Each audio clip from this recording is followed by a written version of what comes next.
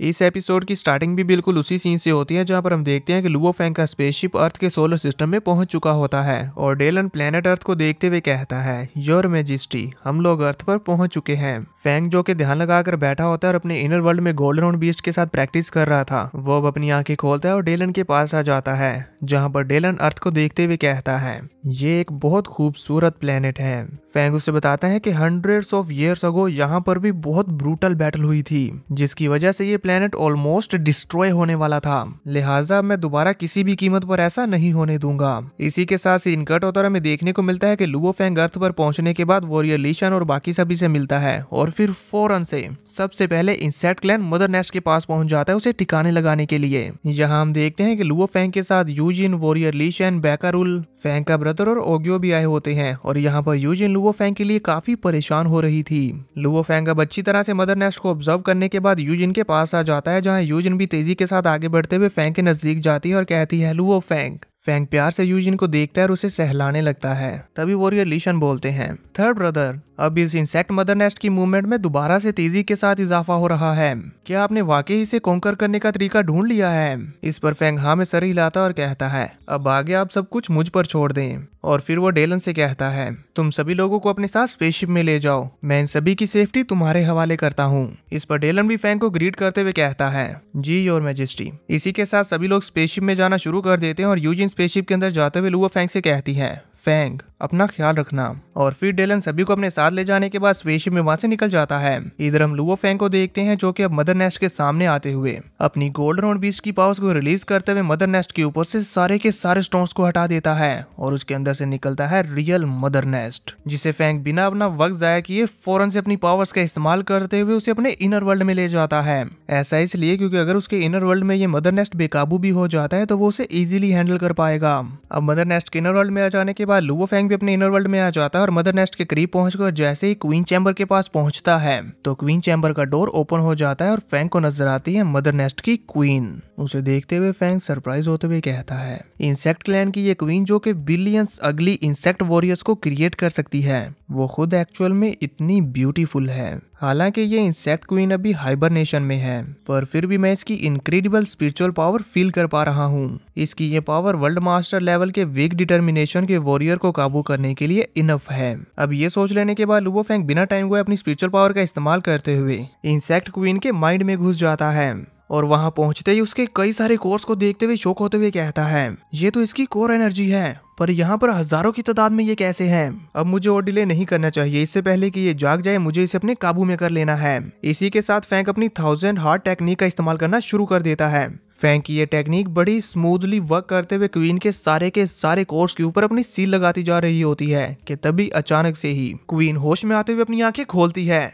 जिससे फैंग को बहुत बड़ा झटका लगता है और वो अपना सर पकड़ लेता है और साथ ही कहता है, ओ नो, वो जाग चुकी है। इधर हम देखते हैं कि क्वीन के जागते साथ ही उसके सारे कोर्स एक दूसरे के साथ कनेक्ट होते हुए फैंग की टेक्निक को ओवरकम करने लगते हैं और देखते ही देखते यहाँ पर क्वीन ने लुओ फैंग के माइंड के ऊपर कब्जा करना शुरू कर दिया था, जिसकी वजह से फैंग को बहुत ही ज्यादा पेन हो रहा होता है और वो इल्यूजन्स में ट्रैप हो जाता है। यही हम गोल्डन बीस्ट की आंखों में देख पाते हैं कि उसकी आंखों में इंसेक्ट क्लैन की सील आने लगती है। अगर फैंग जल्दी ही खुद को इस सिचुएशन से बाहर निकालने में कामयाब नहीं हो पाया तो वो इंसेक्ट क्वीन का स्लेव बन जाएगा। इधर हम फैंग को इल्यूजन्स के अंदर देखते हैं कि वो चलता हुआ जा रहा होता है कि तभी उसके ऊपर कई सारे इंसेक्ट मॉन्स्टर्स अटैक करते हुए उसे जमीन पर गिरा देते हैं और उसके ऊपर चढ़ जाते हैं। उन्होंने फैंग की पूरी बॉडी को कवर करते हुए उसे बुरी तरह से दबा दिया था, इवन फैंग हिल भी नहीं पाता और उसे भी रियलाइज हो जाता है कि अगर उसने जल्दी कुछ नहीं किया तो फिर वो कुछ करने के लायक नहीं बचेगा। इसलिए वो अपनी 10,000 हार्ट्स लियाम की टेक्निक की पावर को बढ़ाने के लिए अपनी गोल्डन हॉर्न बीस्ट की टैलेंट टेक्निक स्ट्रेंथन का इस्तेमाल करता है।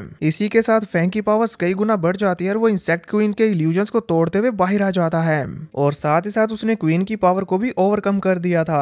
अभी फैंग यहाँ पर खुद को संभाल ही रहा होता है कि तभी हमें दिखाया जाता है कि इंसेक्ट क्वीन जाग चुकी होती है और वो अपने मदर नेस्ट के अंदर से बाहर आने लगती है और फिर एक शानदार एंट्री के साथ वो लुओ फैंग की तरफ आगे बढ़ती है। यहाँ देखने से तो ऐसे ही लग रहा था कि वो फैंग के साथ कुछ ना कुछ करेगी, पर तभी हमें उसकी आंखों में नजर आता है कि फैंग की टेक्निक उसके ऊपर वर्क कर चुकी है।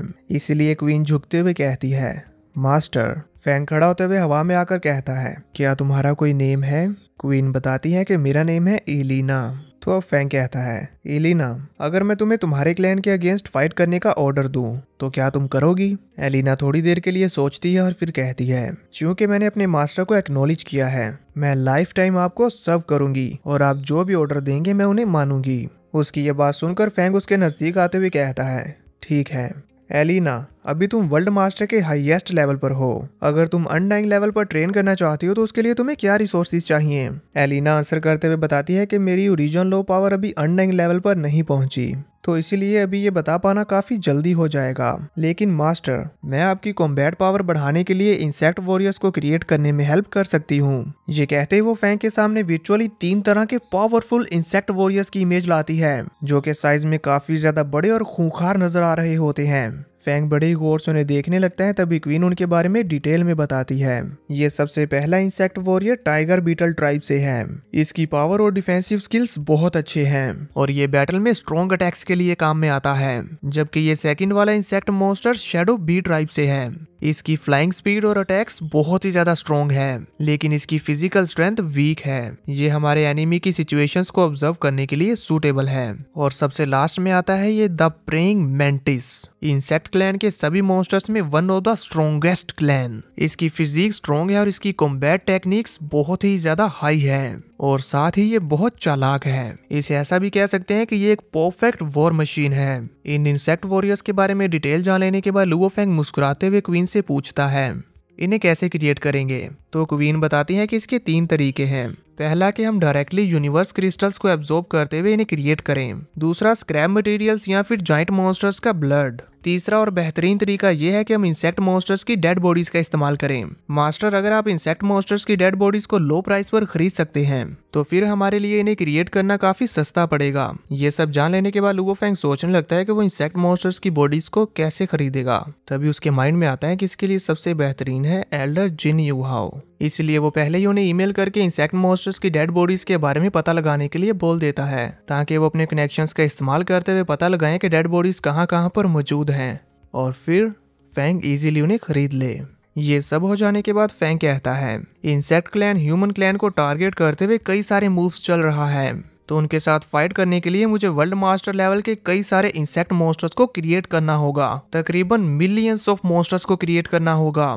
अब यहाँ के सारे काम को निपटा लेने के बाद लुओ फेंग अपने इनर वर्ल्ड से बाहर अर्थ पर आ जाता है, जहाँ फेंग को देखते साथ ही सभी लोग फौरन से स्पेसशिप के अंदर से बाहर आ जाते हैं। तो अब फेंग भी तेजी के साथ उन सभी लोगों के सामने अपीयर होता है और बताता है, इंसेक्ट क्लैन मदर नेस्ट का खतरा जड़ से खत्म हो चुका है। ये सुनते ही सभी लोग खुश हो जाते हैं, जबकि यूजिन आगे बढ़ते हुए पूछती है, क्या तुम ठीक हो? फैंग कहता है, मैं बिल्कुल ठीक हूँ और मैंने 5 ग्रेट नेशंस के लीडर्स को भी इन्फॉर्म कर दिया है, अब वो भी सुकून से सांस ले सकेंगे। फैंग अभी ये बोल ही रहा होता है कि तभी वॉरियर ली शन खुशी के मारे लुओ फेंग को शोल्डर से पकड़ते हुए अपने पास खींच लेते हैं और खुश होते हुए कहते हैं कि फाइनली अब मैं भी इतने सारे सालों के बाद रिलैक्स कर सकूंगा। और फिर इमोशनल होते हुए कहते हैं, थर्ड ब्रदर, अब मैं आपको इतनी जल्दी अर्थ से नहीं जाने दूंगा, तो इसलिए इस बार आपको हमारे साथ लंबे समय के लिए रहना होगा। तभी यूजिन फैंग को बताते हैं कि आज रात मैंने फैमिली फीस्ट तैयार किया है तुम्हारी वेलकम पार्टी के तौर पर। हाउएवर अभी भी रात होने में काफी टाइम बचा है, तो क्यों ना हम दोनों ये टाइम एक दूसरे के साथ स्पेंड करें अपनी पुरानी मेमोरीज को रिवाइव करने के लिए। फैंग थोड़ा सा हैरान होते हुए कहता है, पुरानी मेमोरीज को रिवाइव करने के लिए? उसे समझ नहीं आ रहा था कि यूजिन क्या कहना चाहती है।